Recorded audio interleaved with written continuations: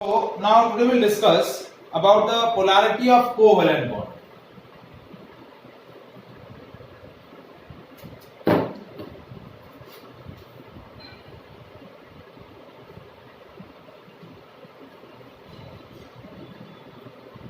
जैसा कि मैंने टाइप्स ऑफ केमिकल बॉन्ड आपको डिस्कस किए थे, तो टाइप्स ऑफ केमिकल बॉन्ड मैंने बताया था कि दो तरीके के होते हैं।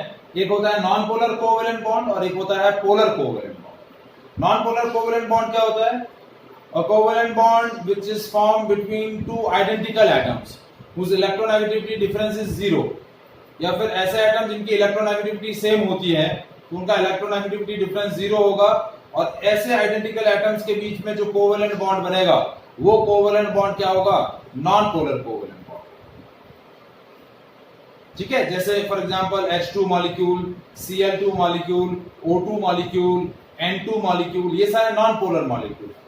जबकि पोलर कोवेलेंट बॉन्ड क्या होता है? When a covalent bond is formed between two heteroatoms whose electronegativities are different, so some significant electronegativity difference between the atoms.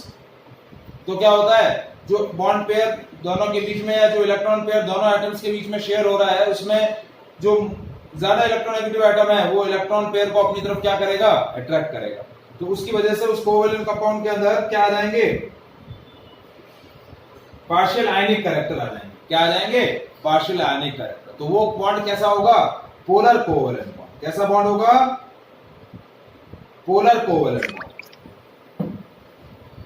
तो उसी के रिगार्डिंग हम आज एक पॉइंट डिस्कस कर रहे हैं कि कोवेलेंट बॉन्ड के अंदर बॉन्ड की जो पोलैरिटी होती है,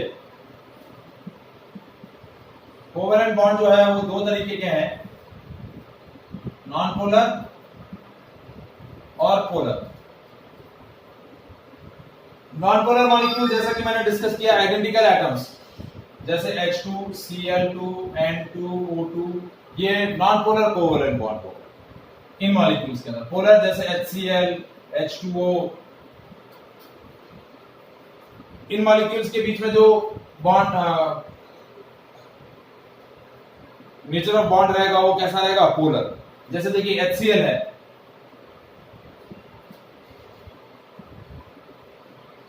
तो हाइड्रोजन क्लोरीन का एक इलेक्ट्रॉन शेयर कर रहा है और क्लोरीन हाइड्रोजन का एक इलेक्ट्रॉन शेयर कर रहा है। ये आपका एक HCl बॉन्ड बन गया, लेकिन क्लोरीन ज्यादा इलेक्ट्रोनेगेटिव है तो इस इलेक्ट्रॉन पेयर को अपनी तरफ अट्रैक्ट करेंगे। इस पर पार्शियल नेगेटिव चार्ज आ जाएगा, इस पर पार्शियल पॉजिटिव चार्ज आ जाएगा। क्योंकि वो इलेक्ट्रॉन एक्सेप्ट कर रहा है क्लोरीन एटम, तो पार्शियल नेगेटिव चार्ज आ जाएगा, और ये इलेक्ट्रॉन एक्सेप्ट कर रहा है तो पार्शियल पॉजिटिव डोनेट कर रहा है तो पार्शियल पॉजिटिव चार्ज आ जाएगा हाइड्रोजन एटम। तो इस कोवेलेंट मॉलिक्यूल के अंदर कुछ आयनिक कैरेक्टर इंट्रोड्यूस होगा और ये बॉन्ड कैसा हो गया? पोलर बॉन्ड हो गया। तो जब भी आपका कोवेलेंट मॉलिक्यूल होगा तो उसकी बॉन्ड पोलैरिटी जो है वो एक मैथमेटिकल टर्म, एक फिजिकल क्वांटिटी से एक्सप्रेस की जाती है, और वो फिजिकल क्वांटिटी क्या बोली जाती है? Dipole moment. क्या बोली जाती है? Dipole moment.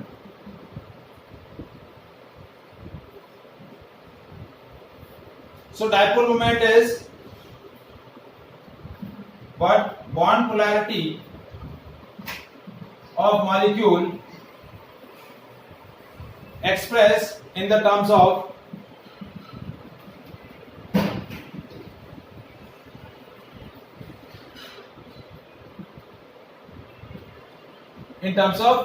dipole moment. Dipole moment को हम किससे रिप्रेजेंट करते हैं? P से।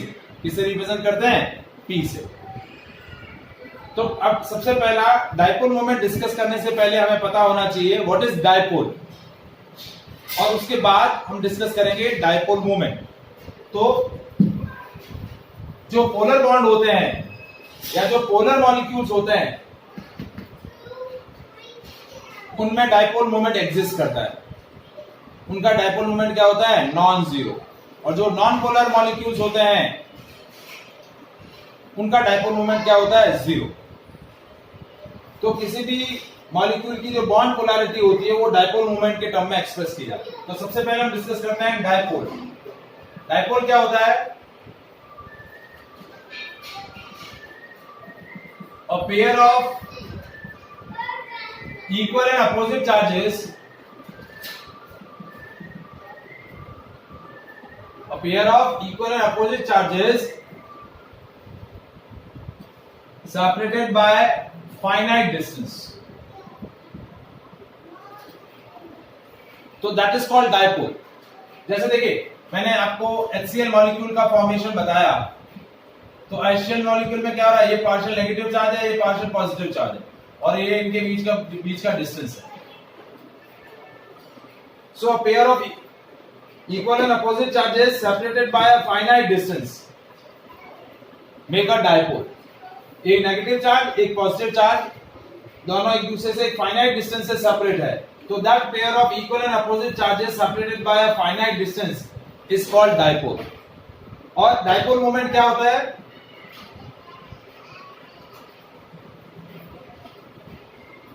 डायपोल मोमेंट इज द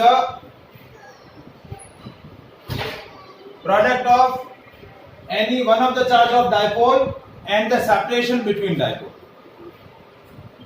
मतलब इन दोनों चार्जेस में से कोई भी एक चार्ज, क्योंकि चार्जेस कैसे हैं, इक्वल है, मैग्नीट्यूड सेम है, पोलैरिटी अपोजिट है, तो कोई भी एक चार्ज आप ले लें और उन दोनों चार्जेस के बीच का सेपरेशन ले लें, और उन दोनों का जो प्रोडक्ट होगा वो प्रोडक्ट क्या बोला जाएगा, dipole moment. So dipole moment is the product of charge of any of the one dipole and the separation between the dipole. इन दोनों का प्रोडक्ट जो बोला जाएगा वो प्रोडक्ट क्या बोला जाएगा, डायपोल मोमेंट। तो डायपोल मोमेंट हो गया Q इंटू डी। इसकी SI यूनिट क्या होगी, देखिए चार्ज की SI यूनिट होती है कूलम और डिस्टेंस की होती है मीटर, तो ये हो गया कूलम इंटू मीटर। लेकिन केमिकल सब्सटेंस के अंदर जो डायपोल मोमेंट है वो एक और यूनिट से मेजर किया जाता है, और वो यूनिट होती है डी बाय। क्या होती है, D bye.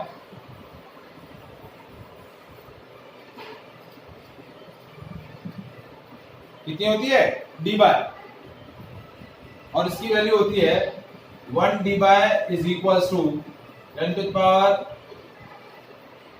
-18 ESU into centimetre. ESU है इलेक्ट्रोस्टैटिक यूनिट। कूलम का देखिए, कूलम ऐसा यूनिट है चार्ज का, और CGS यूनिट चार्ज का होता है ESU। मीटर ऐसा यूनिट है डिस्टेंस का, सेंटीमीटर है CGS यूनिट है डिस्टेंस का। तो नॉर्मली मॉलिक्यूल्स में एटम्स के बीच का साइज जो होता है, एटम के बीच का डिस्टेंस बहुत ही स्मॉलर होता है, तो डी बाय के फॉर्म में क्या करते हैं, डायपोल मोमेंट मेजर करते हैं। किसके फॉर्म में डायपोल मोमेंट मेजर करते हैं, डी बाय के फॉर्म में।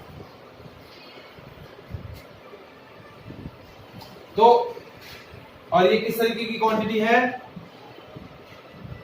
Vector quantity.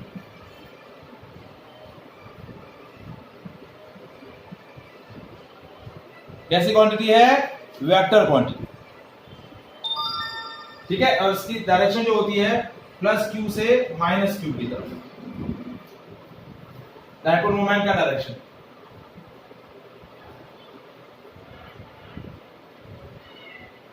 ठीक है, तो देखिए ये वेक्टर क्वांटिटी है, तो लॉ ऑफ वेक्टर अलजेब्रा या वेक्टर एडिशन के फॉर्मूले या उनके लॉजिक को क्या करेगी, फॉलो करेगी। जैसे हमने वेक्टर एडिशन पढ़ा, दो वेक्टर्स हैं A और B और उनके बीच का एंगल थीटा है, तो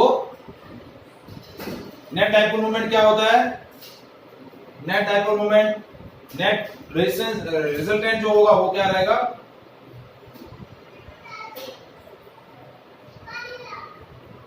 P is equals to √ P1 square plus P2 square plus 2 P1 P2 cos theta. यदि दो डिफरेंट डायपोल हैं तो नेट डायपोल मोमेंट आप क्या करेंगे, इस लॉजिक से प्रपोज करेंगे, क्योंकि वेक्टर क्वांटिटी है तो वेक्टर एडिशन फॉर्मूला को क्या करेगी, फॉलो करेगी। तो किसी भी मॉलिक्यूल के अंदर जो बॉन्ड पोलैरिटी होती है वो बॉन्ड पोलैरिटी डायपोल मोमेंट के फॉर्म में एक्सप्रेस की जाती है। किसके फॉर्म में एक्सप्रेस की जाती है, डायपोल मोमेंट के फॉर्म में एक्सप्रेस की जाती है। देखिए यहां मैं दो पॉइंट डिस्कस करने वाला हूं, एक तो पोलैरिटी ऑफ बॉन्ड और दूसरा मैं डिस्कस करने वाला हूं पोलैरिटी ऑफ मॉलिक्यूल। बहुत सारे ऐसे मॉलिक्यूल्स होते हैं जिनके बॉन्ड पोलर हैं लेकिन ओवरऑल मॉलिक्यूल नॉन पोलर है। Bond is polar but overall molecule is non polar.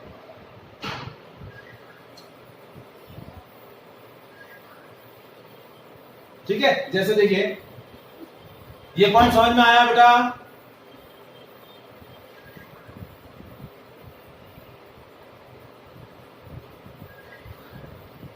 Is it clear? ये पॉइंट समझ में आया बेटा?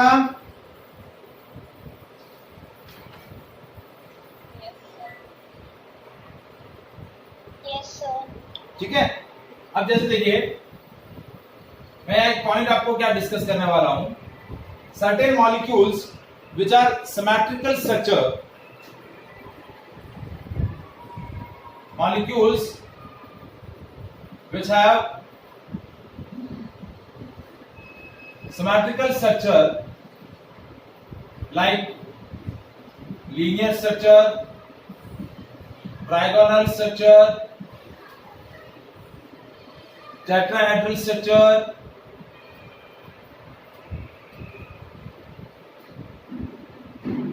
those molecule, sir yes, sir बहुत ब्लर हो रही है स्क्रीन। एक सेकेंड,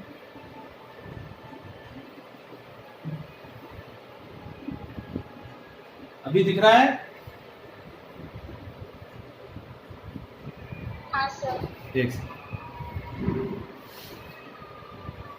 देखिए मैं क्या पॉइंट डिस्कस कर रहा हूं। Molecules which have symmetrical structure like linear structure और ट्राइगोनल स्ट्रक्चर या tetrahedral structure consist of polar bond but overall molecule is non-polar। जैसे देखिए मैं एग्जांपल ले रहा हूं CO2 मॉलिक्यूल। जब आप CO2 का स्ट्रक्चर बनाएंगे तो CO2 का स्ट्रक्चर ऐसा बनेगा, ये CO2 का स्ट्रक्चर।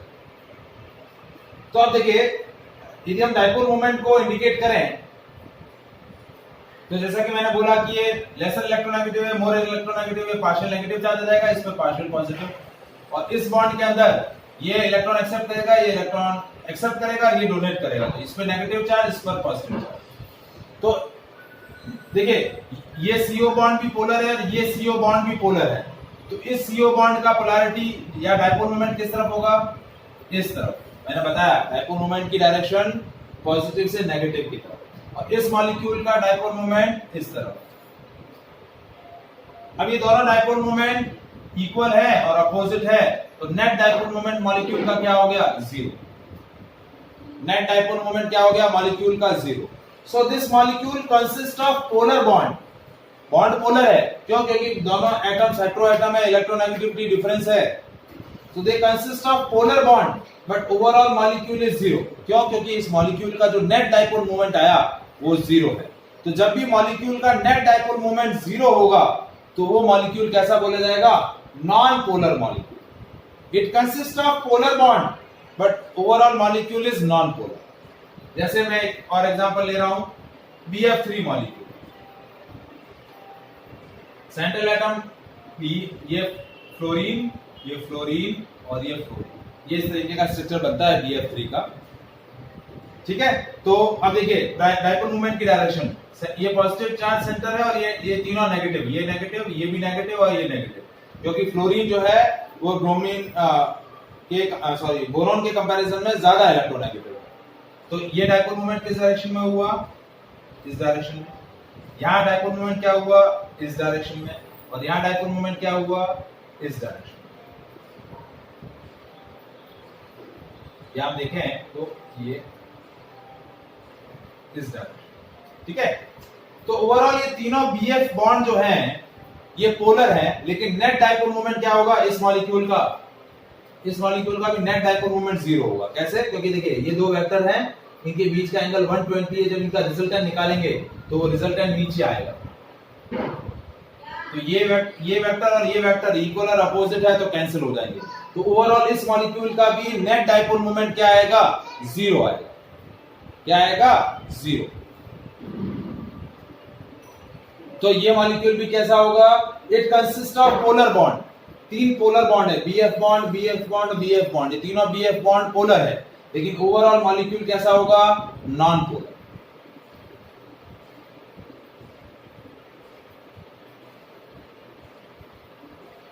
ठीक है, नेक्स्ट एक और मॉलिक्यूल का स्ट्रक्चर मैं बना रहा हूं, CH4 मॉलिक्यूल। इसकी ज्योमेट्री होती है टेट्राहेड्रल, CH H H और ये H, ये इस तरीके से टेट्राहेड्रल स्ट्रक्चर होता है। तो डाइपोल मोमेंट क्या होगा? इसमें कार्बन ज्यादा इलेक्ट्रोनेगेटिव है,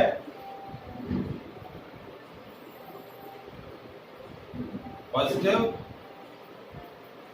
ये इसका डाइपोल मोमेंट इस तरफ और इसका डाइपोल मोमेंट इस तरफ। तो ओवरऑल इन तीनों का डाइपोल मोमेंट इससे कैंसिल हो जाएगा, तो नेट डाइपोल मोमेंट यहां पर भी क्या होगा? मॉलिक्यूल का 0। तो जो भी सिमेट्रिकल स्ट्रक्चर मॉलिक्यूल है उनके नेट डाइपोल मोमेंट क्या होंगे? 0 होंगे। मतलब they consist of polar bond but their net dipole moment is 0, that's why they are non polar molecule. क्या बोले जाते हैं? Non polar molecule. अब मैं बताता हूं कुछ ऐसे मॉलिक्यूल जिनका विच हैव अनसिमेट्रिकल स्ट्रक्चर।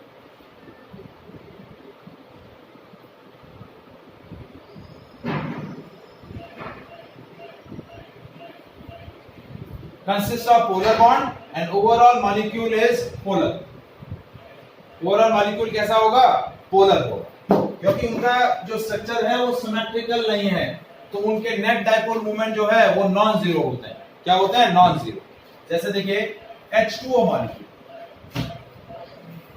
ये ऑक्सीजन, ये H, ये H, ये H2O मॉलिक्यूल इस तरीके से बनता है, V शेप में, इस शेप में, V शेप में।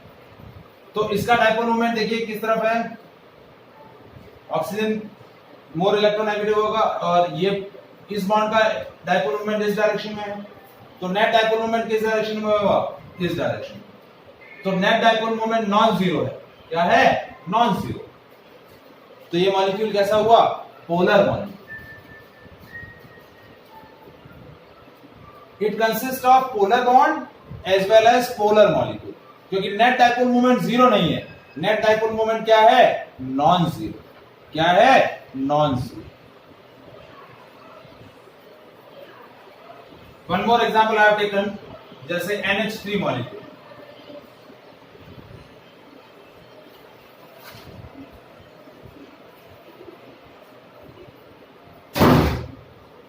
Next is NH3 molecule. तो NH3 मॉलिक्यूल में क्या होता है? ये नाइट्रोजन, हाइड्रोजन, हाइड्रोजन, हाइड्रोजन, ये आपका NH3 का स्ट्रक्चर है, ट्राइगोनल बायपिरामिडल। तो यहां पर भी नेट डाइपोल मोमेंट किस तरफ होता है?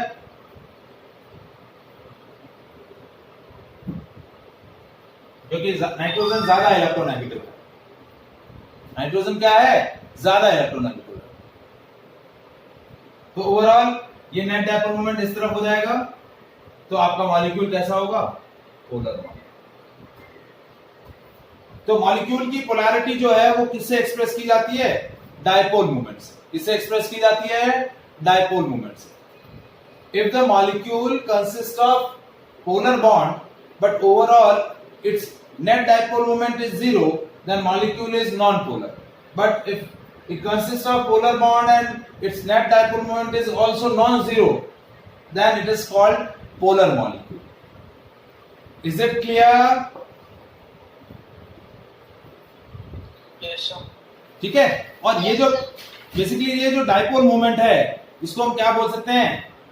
This dipole moment is a parameter which basically explain the ionic character into the covalent compound. कि किसी भी मॉलिक्यूल के अंदर, किसी भी कोवेलेंट मॉलिक्यूल के अंदर कितने आयनिक कैरेक्टर है, how much percentage of ionic character is there, that we have calculate by this parameter.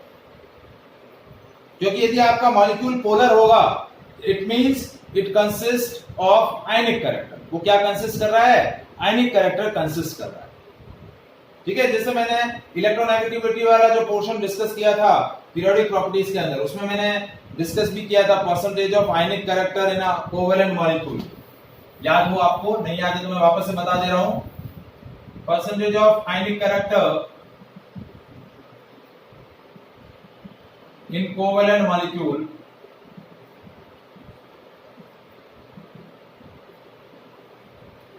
कैसे कैलकुलेट किया जाता है? That is 16 minus XB plus 3.5 XA minus XB का होल स्क्वायर। ये दो हेटेरोएटम्स के बीच में कोवेलेंट बॉन्ड है, तो इस फॉर्मूले से आप क्या कर सकते हैं? Percentage of ionic character calculate कर सकते हैं।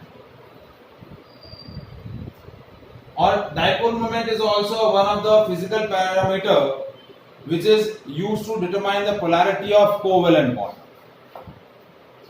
Is it clear? Yes, sir.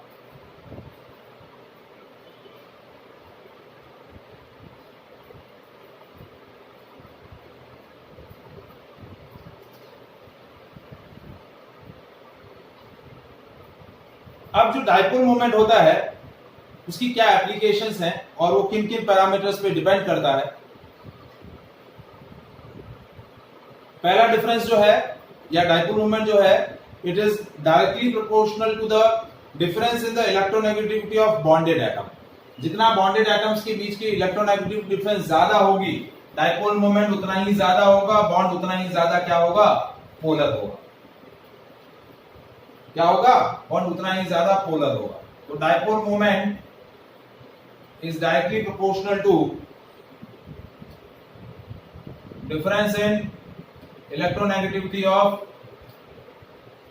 bonded atoms. Bonded atoms की इलेक्ट्रोनेगेटिविटी डिफरेंस जितनी ज्यादा होगी उतना आपका डाइपोल मोमेंट ज्यादा होगा। जैसे देखिए, मैं एक मॉलिक्यूल ले रहा हूं HF और एक मॉलिक्यूल ले रहा है HCl, तो इनका इलेक्ट्रोनेगेटिविटी डिफरेंस ज्यादा है, इनका इलेक्ट्रोनेगेटिविटी डिफरेंस कम है, क्योंकि फ्लोरीन ज्यादा इलेक्ट्रोनेगेटिव है।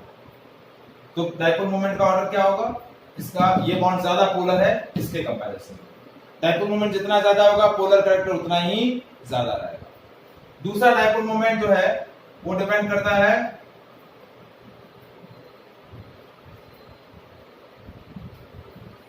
Number of lone pair of electron.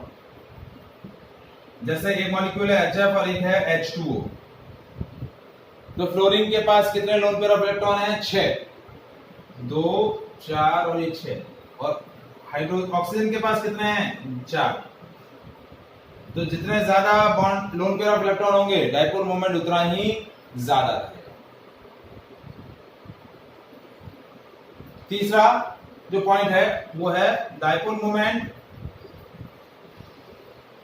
is inversely proportional to the bond angle. आगे हम बॉन्ड पैरामीटर्स डिस्कस करेंगे तो उसके अंदर एक पॉइंट आएगा बॉन्ड एंगल।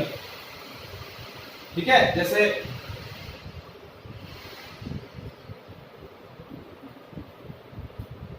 मैंने एक मॉलिक्यूल आपको डिस्कस किया था अभी CH4 और एक मॉलिक्यूल डिस्कस किया था NH3। तो इसके अंदर बॉन्ड एंगल है 109 डिग्री एंड 28 मिनट और इसके अंदर है 107 डिग्री। तो इसका डाइपोल मोमेंट ज्यादा है, इसका डाइपोल मोमेंट कम। सॉरी, उल्टा बोला मैंने। NH3 का डाइपोल मोमेंट ज्यादा है, ये ज्यादा पोलर है, ये इसका बॉन्ड एंगल ज्यादा है तो इसका डाइपोल मोमेंट कम होगा। मतलब ये नॉन पोलर मॉलिक्यूल हुआ क्योंकि सिमेट्रिकल स्ट्रक्चर है। लेकिन बॉन्ड एंगल के हिसाब से देखें तो इसका डाइपोल मोमेंट कम होगा, इसका डाइपोल मोमेंट ज्यादा है।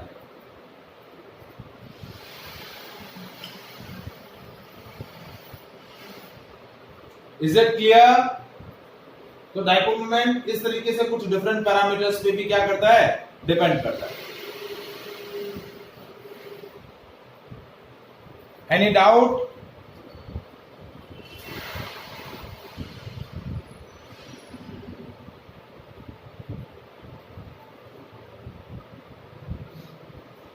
सर यस बेटा। सर आपने लास्ट में बॉन्ड एंगल का क्या बोला? Dipole moment is inversely proportional to the bond angle. जितना बॉन्ड एंगल ज्यादा होगा, बॉन्डेड एटम्स के बीच का जो एंगल है वो बोला जाता है बॉन्ड एंगल। तो बॉन्ड एंगल जितना ज्यादा रहेगा उतना डाइपोल मोमेंट मॉलिक्यूल का कम होगा। उसकी पोलैरिटी उतनी ही कम हो जाएगी।